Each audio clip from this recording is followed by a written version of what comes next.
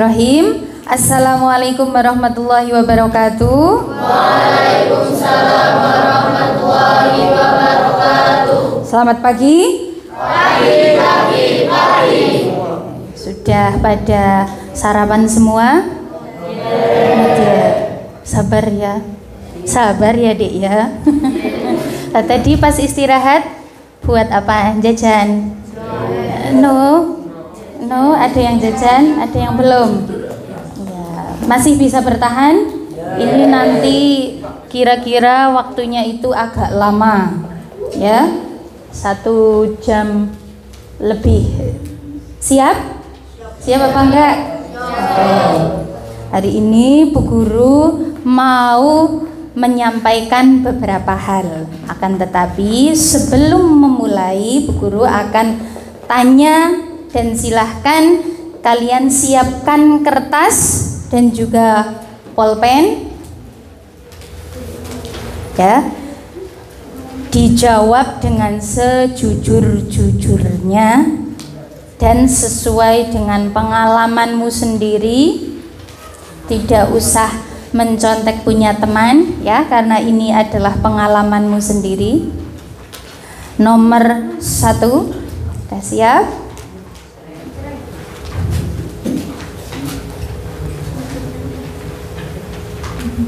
Oke. Yang pertama, nama. Tulis nama.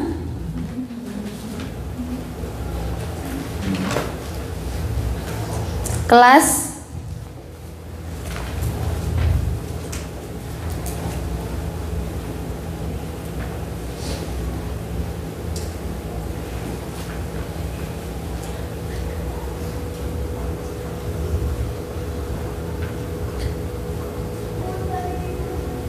Sudah? Nomor 1.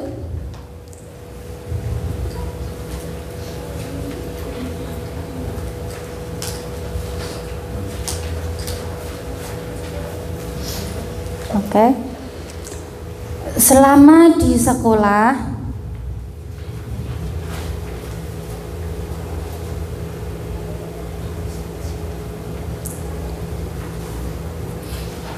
saya, jawabannya pernah atau tidak pernah, ya. Saya titik-titik dirundung teman saya.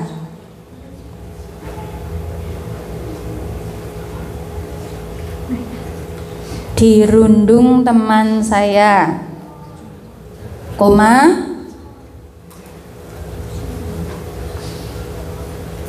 Dia melakukan titik-titik kepada saya.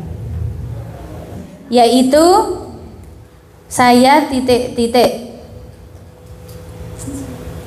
Saya mencubitnya atau saya memukulnya. Pokoknya kegiatan merundung.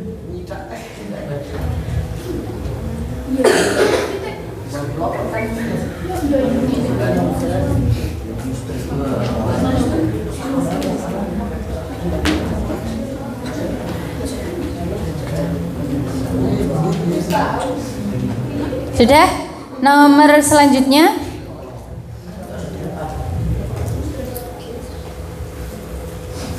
Saya titik-titik, jawabannya bisa pernah sama tidak pernah. Saya titik-titik melakukan tindakan kekerasan terhadap teman saya.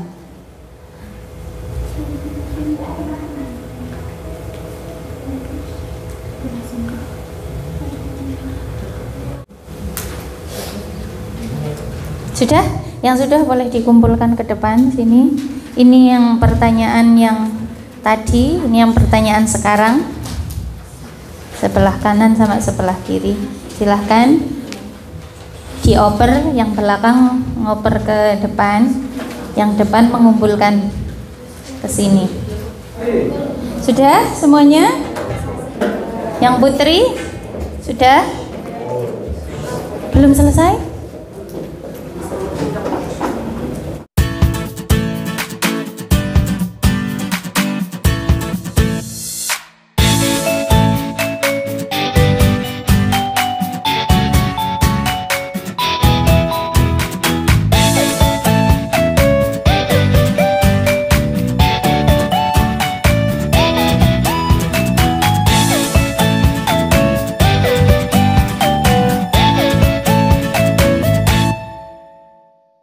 Terus ada lagi intoleransi. Intoleransi itu berarti tidak toleran. Ya, tidak toleran itu misalnya contohnya, kayak anak bocah cah Depok, kayak cah Depok pancen orang member, bocah nakal-nakal misalnya. Ya, itu namanya intoleransi. Jadi menyamaratakan, ya, menyamaratakan sesuatu yang tidak toleran. Kayak cah Islam usah kayak cah NU usah diingenu kancani misalnya. Itu namanya intoleransi. Jadi tidak mau toleran. Terus yang F, kebijakan yang mengandung kekerasan. Misalnya Bu Guru menyuruh kalian untuk menendang temannya misalnya. Itu berarti ini ya, kebijakan yang mengandung kekerasan. Itu sekarang sudah tidak diperbolehkan. Dan bentuk kekerasan yang lainnya. Selanjutnya di ayat yang kedua, bentuk kekerasan sebagaimana yang dimaksud di atas itu bisa boleh secara fisik, secara verbal. Verbal itu berarti ucapan, ya. Kalau ada ucapan-ucapan yang menyinggung hatimu, itu sudah masuk ke pasal kekerasan, ya. Non verbal juga sama. Non verbal itu misalnya gini, ya, itu sudah termasuk dalam pasal kekerasan. Gimana Faza? Riben Za? Yuk 1, 2, 3. Rasuti. Nah, atau enggak misalnya sambil meludah, cuy, Rasuti. Nah, ya, cuy ngoten mawon nggih. Non verbal itu berarti tidak ada kata-kata yang keluar tapi ada mimik yang dikeluarkan. Ya, ada ini. Dan atau melalui media teknologi informasi dan komunikasi. Misalnya teng WA, ya, teng WA nggih, teng WA Mas misalnya ngajak pacaran sama Mbak, ya.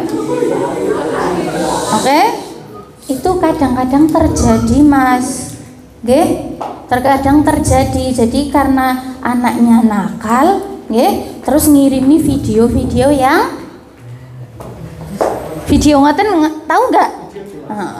Video dewasa. Kalau kata siapa?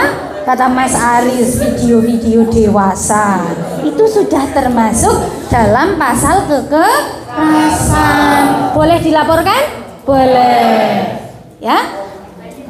Lanjut nomor 9, pasal 9 maksudnya perundungan sebagaimana dimaksud dalam pasal 6 ayat 1 huruf C. Mana huruf C? Pasal 1 huruf C, perundungan, ya. Perundungan dimaksud merupakan kekerasan fisik sebagaimana dimaksud dalam pasal 7 ayat 2 huruf B, dan atau kekerasan psikis sebagaimana dimaksud dalam pasal 8 ayat 2 yang dilakukan secara berulang karena ketimpangan relasi kuasa. Nah, biasanya itu senior sama junior atau kakak tingkat sama adik tingkat. Karena merasa sudah datang duluan di sekolah atau di madrasah, maka dia merasa menjadi penguasa. Jadinya sering merundung temannya, ya. Lanjut Mas. Nah, ini macam-macam kekerasan fisik. Nah, dari yang atas dulu. Yang atas adalah penganiayaan. Oke? Aniaya. Pernah? Ya? Pernah lihat? Di sini ada penganiayaan. Oke, itu ya, ada penganiayaan. Ya. Ini juga tidak hanya kepada manusia, oke? Tidak hanya kepada manusia. Jadi misalnya ada kucing, ya, kucing kamu ditangkap, terusan kamu becek. Nah, itu sudah masuk ke pasal penganiayaan.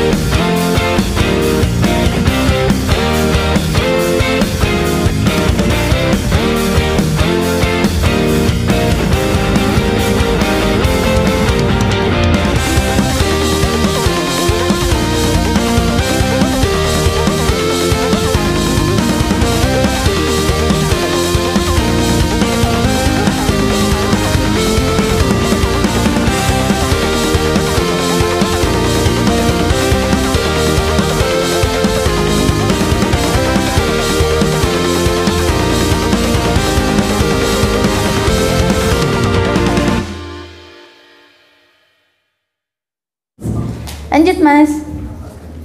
Itu tipe korbannya. Terus karakteristik. Nah, sekarang orang yang bisa berpeluang menjadi pelaku perundungan, ciri-cirinya apa? Yang pertama, dia cenderung senang mengontrol orang lain dengan ancaman. Ini kalian amati sendiri nggih perilakumu nggih. Apakah kamu senang kalau mengontrol orang lain dengan ancaman? Sampean nek orang ini, sampean nek kasih ini, pokoknya sudah pakai kekerasan ya, pakai ancaman. Terus mudah tersulut emosi, pendendam dan menunjukkan perilaku agresif ya, pemarah berarti. Oke, ini orang-orang yang pemarah siap-siap nih, dia bisa berpeluang untuk menjadi pelaku ya. Terus selanjutnya kurang disiplin sehari-hari. Ini juga kurang berkembang kemampuan empatinya. Jadi orang melasan karo konco, karo orang lain. Yang lain sedang sakit, dia biasa-biasa saja. Ini ciri-ciri seseorang yang bakal menjadi pelaku. Ya, biasanya itu dia tidak empati, tidak melasan sama temannya, tidak melasan kalau ada seseorang yang sedang kesusahan. Oke? Terus selanjutnya cenderung melihat agresi sebagai problem solving. Jadi dia itu agresif. Agresif itu berperilaku yang tidak menyenangkan. Biasanya terlibat geng atau kelompok kekerasan, ya, ada geng-gengan. Nah, kalau di sini ada geng-gengan apa mboten? Geng motor ada enggak? Enggak ada. Aman nggih? Kalian kalau motoran yang laju, kalau motoran sering mengganggu orang di jalan apa mboten? Weng terusan ngadang uang. Iya apa enggak? Oke, aman berarti ya? Oke. Adi, iya Mas. Ngadang sinten, ngadang simbah-simbah, ojo nggih, jangan ya Dek, ya. Ya. Terus biasanya mendapat kekerasan di rumah. Ya, kalian amati sendiri pas nang rumah itu ada yang suka nempelin kamu atau tidak? Ada yang ini apa tidak? Nah, itu bisa menjadi bibit-bibit seorang perundung. Ya, hati-hati. Oke. Terus yang selanjutnya menunjukkan perilaku kaku atau obsesif. Ya, perilakunya kaku atau obsesif. Nah, ini peran saksi pada kasus perundungan. Yang pertama adalah asisten. Tipe ini cenderung membantu atau mendukung pelaku secara aktif untuk melakukan bullying. Bullying itu sama dengan perundungan.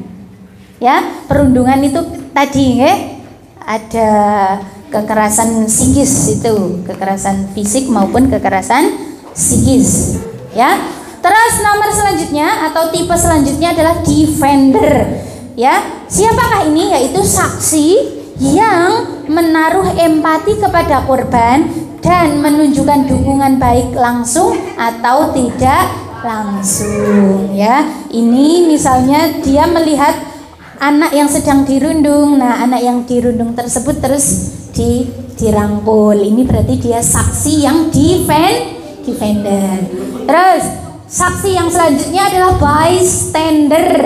Siapakah dia? Yaitu tipe ini adalah pengamat. Mereka mungkin empati, namun hanya mengamati atau tidak mau terlibat. Misalnya ada yang lagi jotos-jotosan di pojok, ya, di pojok. Nah, anak yang di pojok sana, misalnya Elvi lihat di sana lagi pada berkelahi, kamu cuma nonton doang.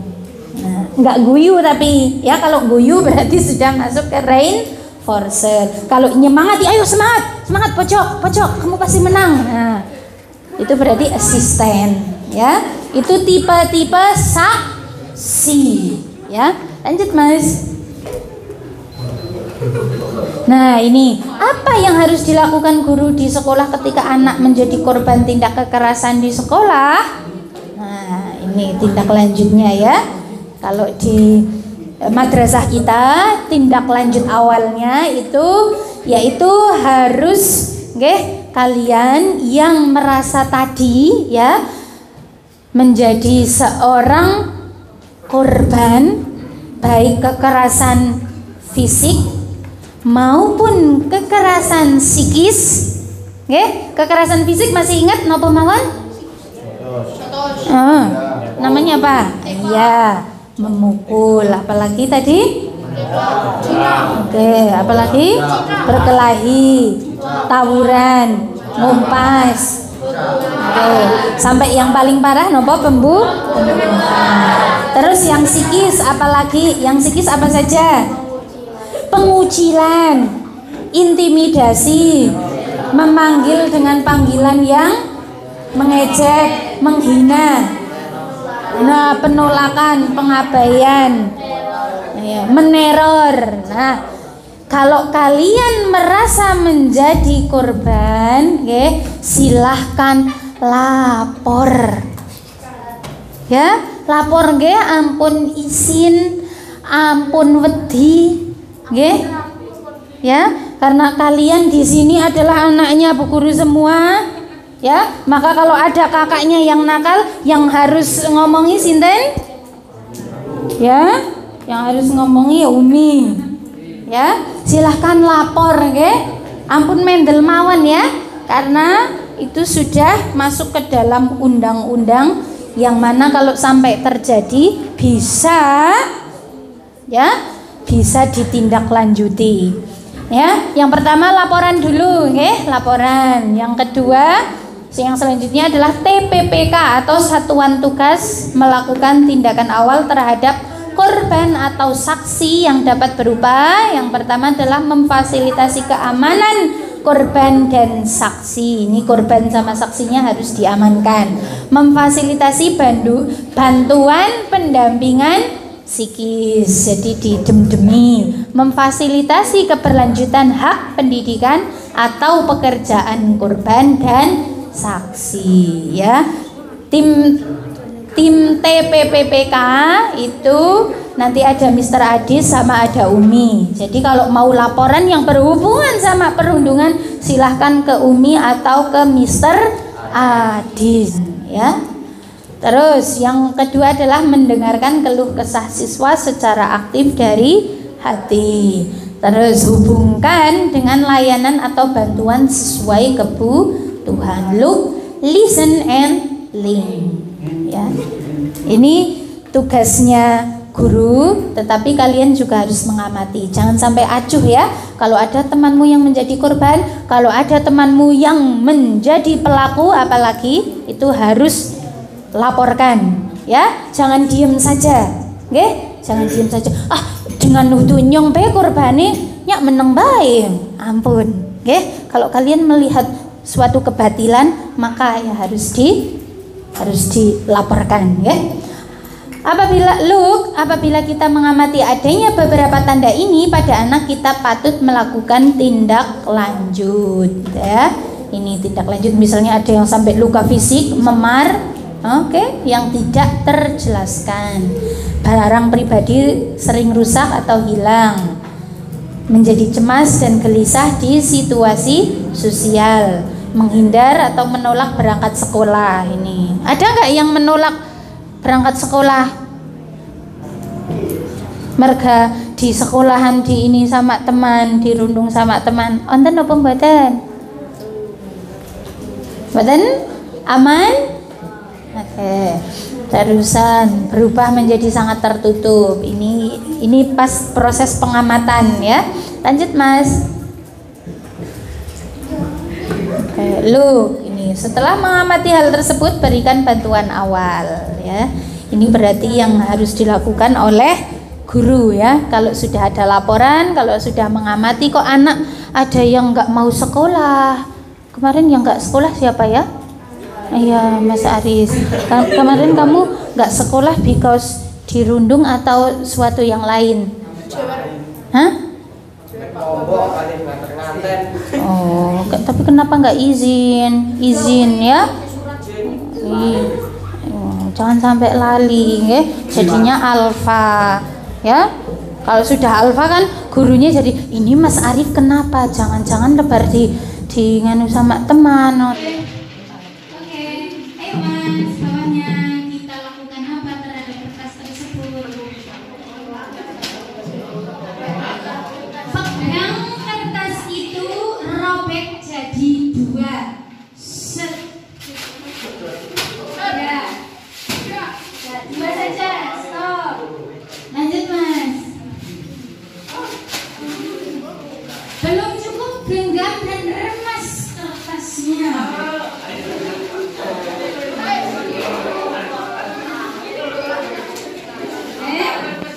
Belum puas lagi, ambil lagi kertas itu dan maki-makilah kertasnya.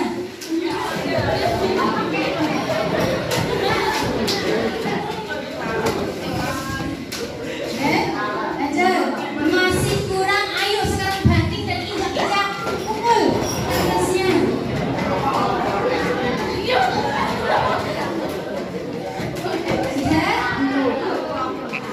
Gimana rasanya?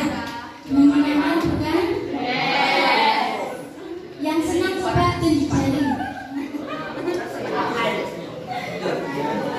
Oke, yang biasa saja coba tunjuk jari. Oke, yang bingung. Ada. Oke. Apa yang bisa kita pelajari dari aktivitas baru saja? Ya?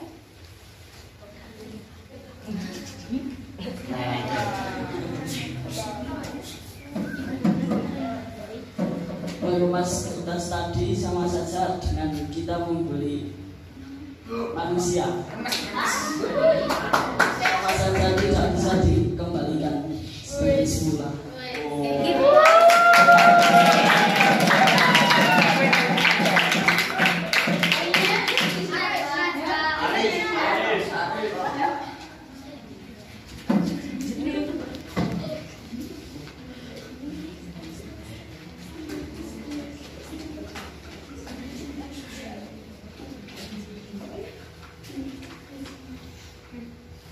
Saya belajar bahwa seseorang yang telah dibully itu seperti kertas, karena kalau sudah diremas jadinya tidak bisa dikembalikan. Dan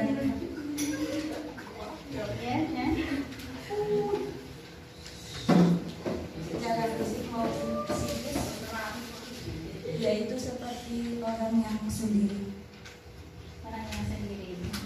Give applause. Yang lainnya?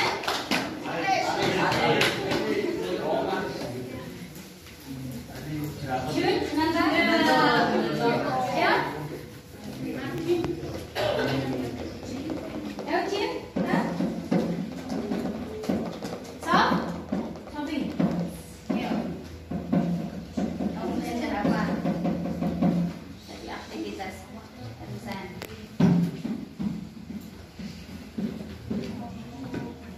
Saya belajar ketika seseorang sudah sakit hati dan ini sudah hancur berpikir,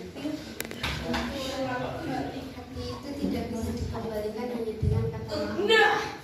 Oke, gitu kan.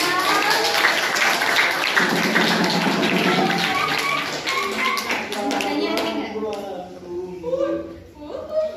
Nah, ini ya.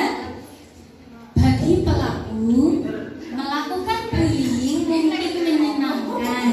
Tapi, tahukah kalian bahwa bagi korban, mereka harus menghadapi luka yang nyata, yang tidak serta-merta sembuh dengan ucapan maaf. Bahkan tadi Umi menyuruh untuk 2 menit silahkan lakukan apa saja supaya kertas itu kembali. Tapi nyatanya apakah can back? Cannot. Tidak bisa kembali ke semula. Ya, kertas ini adalah gambaran korban yang sudah kalian lukai hatinya. Ya, tadi kalian remes, kalian robek hatinya, tadi kalian maki-maki, ya, diucapkan suatu yang jelek-jelek sampai diinjak-injak, ya, hatinya sudah seperti ini, ya, sudah kusut. Ya, ketika kamu bilang ngapura ya, apakah bisa kembali? Tidak. Ya, rasa sakitnya tidak mungkin bisa terlupakan. Maka pesan Umi kepada kalian, jangan pernah melakukan hal-hal yang berhubungan dengan bullying, dengan perundungan, apalagi kekerasan. Ya, karena bagi pelaku itu juga akan buruk, ya. Bagi korban, mereka akan mendapatkan sisa-sisa sakit hati yang tidak bisa terlupakan sampai tua, ya, sampai akhirat malahan itu, ya, sampai akhir hidupnya akan terus terkenang. Jadi di sekolahan kita ini adalah tempat untuk menuntut ilmu, tempat untuk mencari ilmu, bukan tempat untuk merugikan orang lain, bukan tempat untuk mengejek orang lain, bukan tempat untuk merundung orang lain. Kita harus sama-sama saling membantu, membantu dalam hal kebaikan, membantu dalam hal saling menasehati, dalam hal mencari ilmu, dalam hal memperbaiki akhlak, dalam hal memperbaiki adab. Di sini tempatnya, ya. Maka kalian harus aman, ya. Kalau sampai ada tanda-tanda kekerasan, ada tanda-tanda perundungan atau bullying, silahkan laporkan kepada tim TPPK, yaitu ada Mr. Adis dan juga ada Bu Guru, ya. Mungkin itu saja yang perlu Bu Guru sampaikan. Terima kasih atas waktunya. Semoga bermanfaat, ya. Semoga bermanfaat dan kalian menjadi pribadi yang penyayang terhadap sesama, menjadi pribadi yang punya akhlak, bisa menyayangi terhadap temannya, adiknya, bisa menghormati terhadap orang yang lebih tua dari usia kalian, ya. Cukup sekian yang bisa aku sampaikan, kurang lebihnya mohon maaf. Ihdinas siratal mustaqim. Wassalamualaikum warahmatullahi wabarakatuh. Waalaikumsalam warahmatullahi wabarakatuh. Terus